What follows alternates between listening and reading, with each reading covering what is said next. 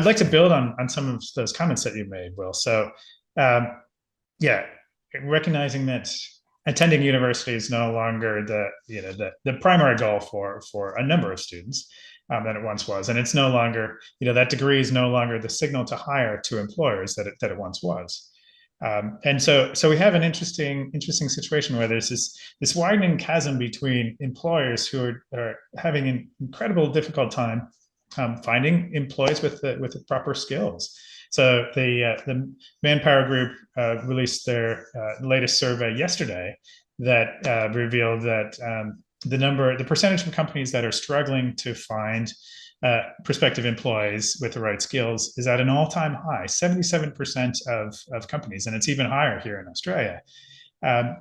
And yet here we have these graduates who are struggling to get their first job, or first meaningful job in whatever industry they may be interested in pursuing. And so it's a bit of that catch-22. Employers want people with the skills, and the graduates are saying, well, give me a job so I can get these skills, or so I can prove that I have these skills. And so I'll throw a very broad question. How do you think the institutions, employers, and the students should be tackling this challenge?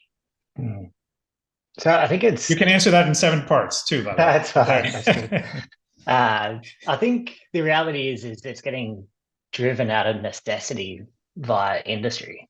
So, like I said before, because the employment market's so tight and skill shortages are so chronic, industry is sort of forcing the hand of the rest of the market, because it's going, this is what we need.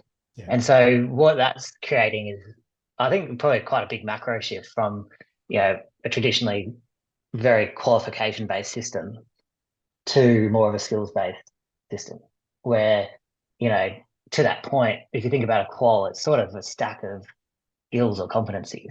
And so it's sort of breaking the qual into units.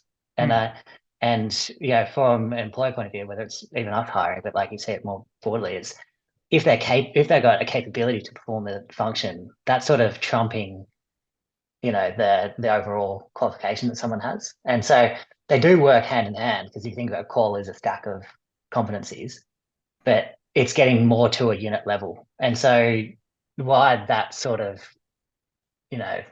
a trend that I don't think is going to go away is to that point before, if someone's going to have up to 17 different occupations, you need something that's transferable. And, qualifications, and I don't think qualifications is going to go anywhere, but I think it's sort of this system in tandem that's going, well, you can break it down more to a unit level, where it's going, well, this occupation needs these combination of skills, where we don't need the whole qualification. So, in terms of efficiencies and even investment and stuff, time, money, all that sort of stuff, not only from industry are they driving, I think the consumer, a student's going to drive that as well, going like, well, why do I need the rest if that's not going to be valued? So, yeah, I think education's in a really interesting time. I think it shouldn't be scary, I don't think, for institutions. It should be really embraced, because it leans more towards something I truly believe in. It's that lifelong learner sort of concept. And so I think, models might be changed a little bit, but like, I think the need for education is not going to go away. It's just the sort of structure around it. No, that's right. And yes, I totally agree with the lifelong learning, the importance of that.